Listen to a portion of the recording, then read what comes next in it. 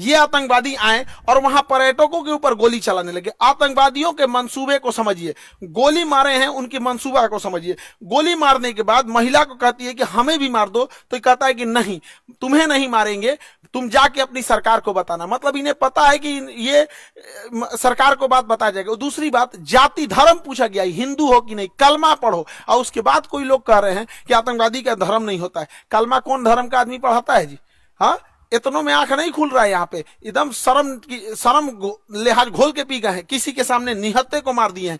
इससे कश्मीर में जो सबसे बड़ी समस्या आएगी, हम लोगों को जब धारा 370 हटा था तो 5 साल लग गए ये चीजों को नॉर्मल पटरी पे लाते हुए। उसको 5 मिनट में सब रौंद के चला गया। अब कौन पर्यटक वहां जाएगा? पर्यटक जिनके पास ज्यादा पैसे होते हैं वही लोग। गरीब आदमी का मतलब पर्यटन मतलब कौन सी होता है? ननिहाल चल जाता है, पर्यटन मतलब हो गया, नानी के घर घूम लिया, हो गया, पर्यटन हो गया है। लेकिन ये लोग जो जा रहे थे भारत के अन्य हिस्सों से, अभी उन पे क्या बीतेगी? पूरा मनोबल तोड़ के रख दिया। ये सब अपने मंसूबे में कामयाब हो रहे हैं। इससे क्या होगा बताइए? पहलगांव में ना कोई फैक्ट्री है, ना कोई इंडस्ट्री है, कुछ है ही नहीं है, पर्यटन से ही इनकम होता है। तो इन लोग की इनकम डूबेगी। जब इनकम डूबेगी गरीबी आएगी, अनएम्प्लॉयमेंट बढ़ेगा, और यही पाकिस्तान चाहता है। और इस हमले के बाद केंद्र सरकार एगो सर्जिकल स्ट्राइक करेगी। देखो, सर्जिकल स्ट्राइक जरूरी है, लेकिन सर्जिकल स्ट्राइक कोई इलाज नहीं है। सर्जिकल स्ट्राइक हमेशा सेना करते रहती है। 50 गो आतंकवादी मार देंगे तो क्या भरपाई हो जाएगा? हमारे 28 मासूम लोग मारे गए, इसकी भरपाई 50 गो सैनिक। 50 गो मतलब क्या होता है? पाकिस्तानी एगो मिलकर 50 गो जन्म दे देगा। एगो पाकिस्तानी 4 गो बियाह करेगा, 1 2 3 4 गो बियाह करेगा। एगो पाकिस्तानी एगो से 15 को पैदा करेगा, 15 चौको 60, एगो से मिलकर 60 को जन्मा देगा।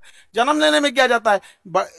सुअर भी एक साथ 16 को जन्म दे देता है। इन चोटों को क्या जाता है? आप क्या लगता है सर्जिकल स्ट्राइक से इलाज हो जाएगा? नहीं, सर्जिकल स्ट्राइक इनका इलाज नहीं, इनका ठोस इलाज करना पड़ेगा। और दूसरा क्या है कि आतंकवादियों को कहते हैं कि तुम लोग धर्म का नाम लेके यहाँ पे जो आतंकवादी घटना करते हो, यहाँ के रहने वाले लोगों को क्या होगा? और मुस्लिम समाज से कहते हैं कि एक अभी जो जुमा का दिन आ रहा है, फ्राइडे के दिन, वहां से भी यहाँ पे सारे लोगों को एक होने की जरूरत है। वरना हम लोग को या जो भी एक साधारण व्यक्ति है, इन चोट्टो पाकिस्तानियों की गुनाह का सजा सबको मिलने वाला है। लोग क्या किस नजर से देखेंगे हम लोगों को? क्या तरीका है यहाँ पर? तो हम लोगों को भी खड़े होने की जरूरत है। जब इजराइल में हुआ था, इजराइल में गाजा में जो हुआ था, छोटे बच्चे को मारा गया था, वो भी गलत था। यहाँ जो हुआ ये भी गलत है। उसके लिए खड़े हुए थे, तो इसके लिए भी खड़े होना पड़ेगा यहाँ, तब देश होगा। वरना कितना बुरा कलंक पोत के चला गया है पाकिस्तान के। 2 लौंडे आए, सब यहाँ गोली चला के चले गए।